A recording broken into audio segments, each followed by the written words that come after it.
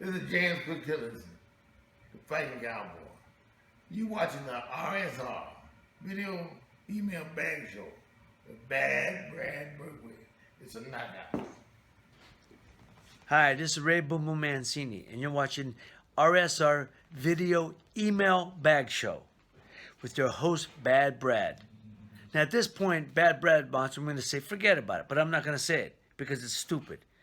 I mean, come on now. Brad, what are you doing? You think you're some half-assed wise guy or what? So I'm not saying it, okay? Forget about it. I'm not saying it. Hi, this is Sean O'Grady. You're watching the RSR Video Email Bag Show with Bad Brad. Forget about it. Hello, this is Jackie Lopez, and you are watching the RSR Video Email Bag Show with Bad Hi, Brad. this is Eddie Mustafa Muhammad, and you're watching the Ringside Report Video Email Bag Show with my main man, Bad Brad Berkeley. Forget about it. I got a little gift for you. Now, wait a minute now. Wait a minute. Look at that. See that? This is the favorite thing that I have on this earth. And Rocky Marciano give me that. You know what it was? His cufflink. Huh? And now I'm giving it to you. And it's got to be like an angel on your shoulder, see? And if you ever get hurt and you feel that you're going down, this little angel is going to whisper in your ear. He's going to say, "Get up, you son of a bitch. Because Mickey loves you." Okay? Thanks, Mick. All right. I love you too. See this? Go after him, kid. Go ahead. Thanks.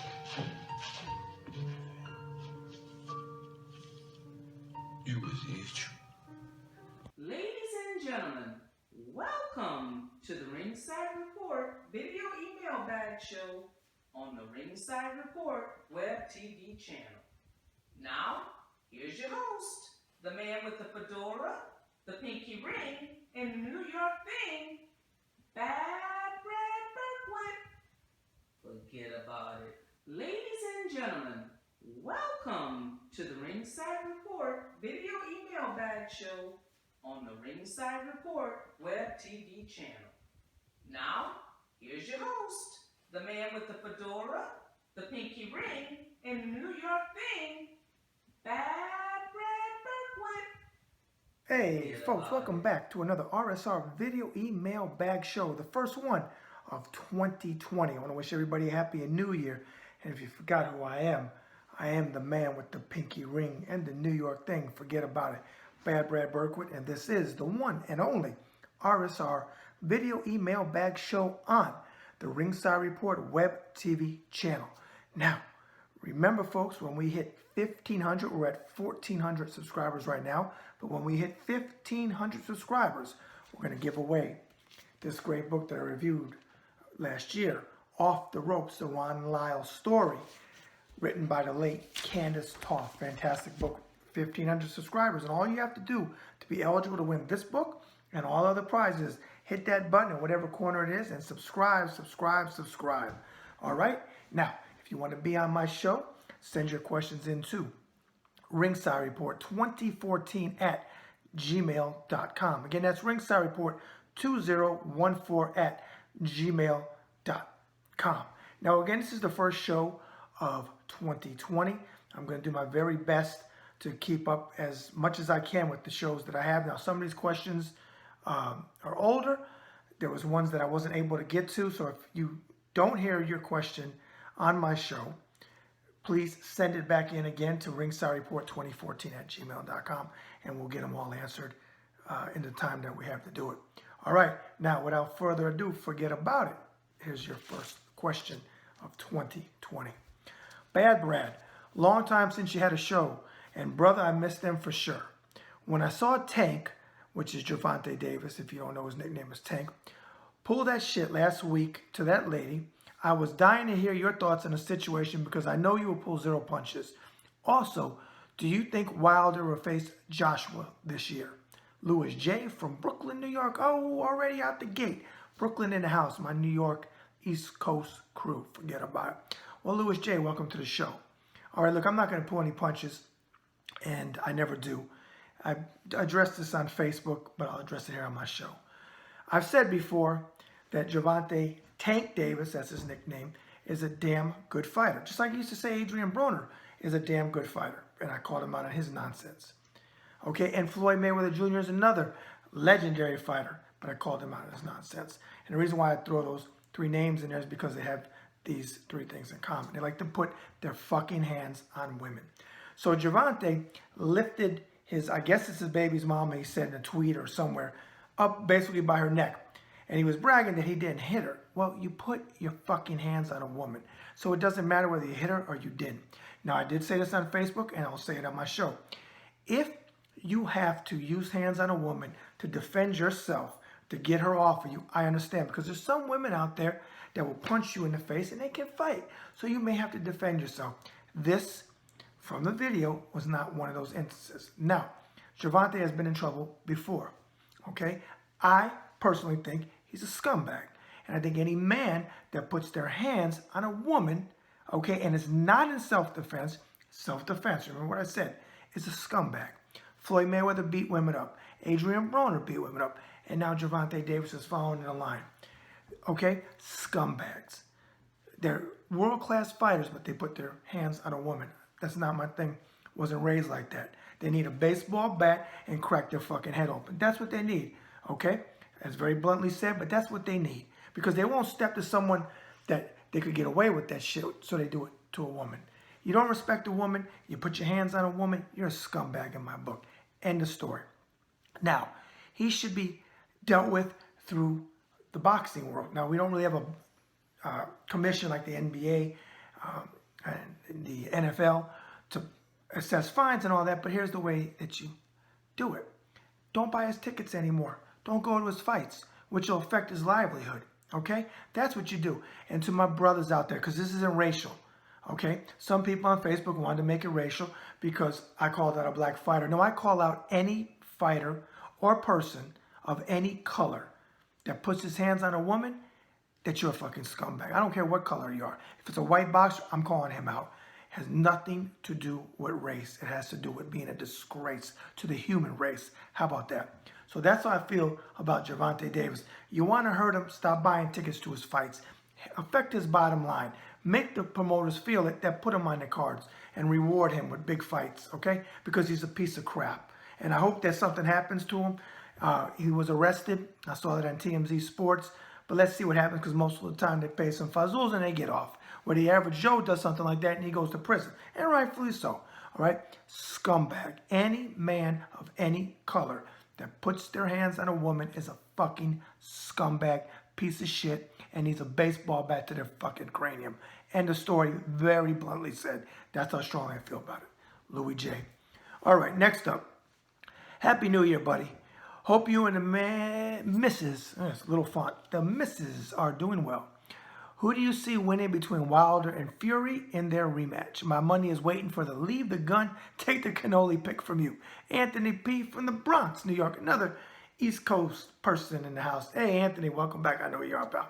You want the leave the gun, take the cannoli pick? Wilder Fury 2. I've already said it on Facebook. I'll be writing an article probably next week, about a week before the fight on it. My pick, drum roll, is this time around. Now, the first time, Fury got screwed. He should have got the decision. This time around, drum roll, leave the gun, take the cannoli pick, is Deontay Wilder. Big right hand, knockout. Middle rounds, Wilder by TKO or knockout. Win over Tyson Fury. No need for a third match. Okay? That's the difference. He only has a right hand, but that freaking right hand keeps him in every single fight. Keeps him winning with the exception of that one draw, which I think he actually lost. All right? On the right hand note, we're going to take a short commercial break. Hi, everybody. I'm Al Bernstein, and you're watching the RSR Video Email Bag Show with Bad Brad. Hi, fight fans. This is Steve Double S. Smoger, International Boxing Hall of Fame referee, class of 2015. and you are watching the RSR Video Email Bag Show with Bad Brad. Enjoy. This is Trey Lippy Morrison, and you're watching the RSR Video Email Bag Show with Bad Brad. Forget about it. This is Jesse Left Hook Cook, and you're watching the Ringside Report Video Email Bag Show with my good friend Bad Brad Berkowitz. Forget about it. Hi, this is Gregory Abbott. You're watching the RSR Video Email Bag Show, hosted by Bad Brad. Bringing you the latest developments in the world of boxing. Peace. Hey folks, this is Bad Brad Berkowitz, the host of the RSR Video Email Bag Show on the Ringside Report web TV channel. Forget about it. And if you would like to sponsor or advertise on the RSR Video Email Bag Show with yours truly, send all business inquiries to Ringside Report 2014@gmail.com. Again, that's Ringside Report 2014@gmail.com. And remember, as Frank Sinatra sang so eloquently, so long ago, the best is yet to come. Hey folks, this is the man with the fedora, the pinky ring, and the New York thing. Forget about it. Bad Brad Berkowitz. And what do Gene Fulmer, Aaron Pryor, James Quick Tillis, Davey Pearl, Joey Bishop, Al Martino, Jerry Vale, and Roy Jones Jr. all have in common? Well, they are some of the many interviews in my boxing book, Boxing Interviews of a Lifetime. Now, if you would like to pick up a copy of this book, go to authorhouse.com. Again, that's authorhouse.com. And if you would like it personally autographed, all you have to do is pay postage and handling to St. John, Indiana, back to your location, and I will sign it the way you would like it, or I can put a personal description that I think you would like in it. All right? Forget about it. All right, folks, we're now back. And if you forgot who I was during the commercials, I am the man with the pinky ring and the New York thing. Forget about it. Bad Brad Berkowitz. And I am the host of the RSR Video Email Bag Show on the Ringside Report web TV channel. So make sure you hit that button in that corner or that corner and subscribe. We're at 1,400, almost said 1,300, which we're not. 1,400 subscribers, maybe even a couple more. Last time I checked, it was 1,400. We're giving away this great book. The Ron Lyle story, Off the Ropes, written by the late Candace Toth. All you have to do is hit that button. You'll be eligible to win that book and all future prizes. Now let's get on to the last questions of this email bag, the first one of 2020. Bad Brad, I found your channel recently and have really enjoyed both your interview show and the email bag show. It's rare boxing writers are not in the pockets of promoters saying what they want them to say, and I salute you, pal. Well, thank you very much. I want to get your take on two fighters I enjoy, Vasily Lomachenko and Gary Russell Jr. John T. from Pompano Beach, Florida. Well, first of all, welcome to the show, John T. from Pompano Beach, Florida. Send about 25 degrees up this way because in St. John, Indiana, folks, we had snow today. We're getting probably 3-4 inches of snow. Two great fighters that you named, Lomachenko in a class all of his own. Great, great fighter. Can't say enough things about him. Fantastic fighter. Gary Russell Jr., another great fighter. Not as exciting as Lomachenko, but great fighter. They both need career-defining fights, and as they move up in the level of competition as they are, we're going to see that. And they may have to move up in weight classes to face even bigger names. But you picked two great fighters to follow. I think they represent the sport very well, and they're both on in my top 10 pound-for-pound list, which I'm going to be doing a show soon on that because I've been asked in the past, who's your pound-for-pound today? So I got them in the top 10, and I'll do a show on that. All right, John T., thank you for your question. Send them in anytime. Last question goes to Bad Brad. Many years back, I know you were very big in women's boxing and gave the sport major coverage. I've seen a few of your shows where you feel that women's boxing never really lived up to all it could be and blame the networks for it and part of your reasons. Do you think it has changed, and do you think Shields will face Ali? Thanks, Vera G. from Akron, Ohio. Well, Vera G., welcome to the show. You get the last question.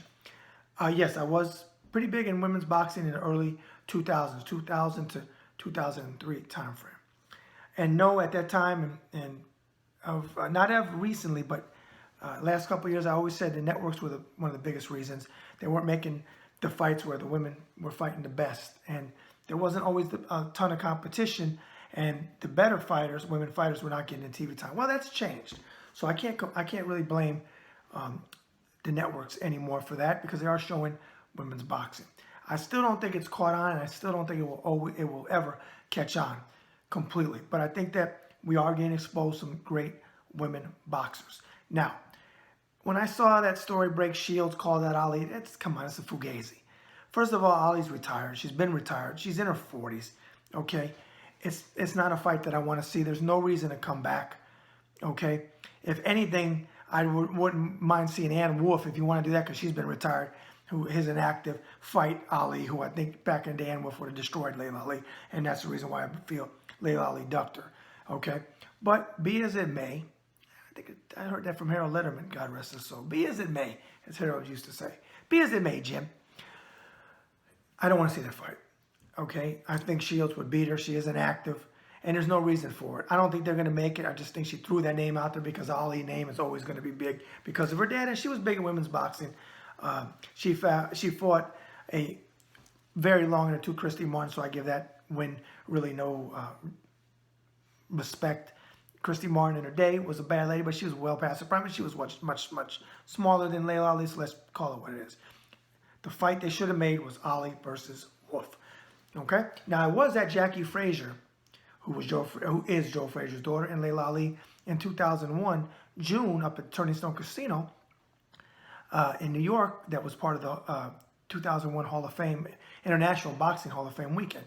And I covered that fight, and I still feel that Jackie Frazier should have got the decision, and Layla got it, and I think Jackie got screwed. That's my opinion. I was ringside.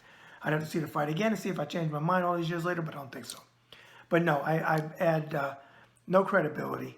I say no credibility to Ali versus Shields. She's calling her out just to make noise, okay? And I lost a lot of respect for Clarissa Shields. Great fighter. I give her a props for winning 2 gold medals, but quite honestly, I don't like the way she acts out of the ring. I don't like her entourage, and I don't like that incident that happened with, I think it was Bashir Ali. So we'll leave it at that.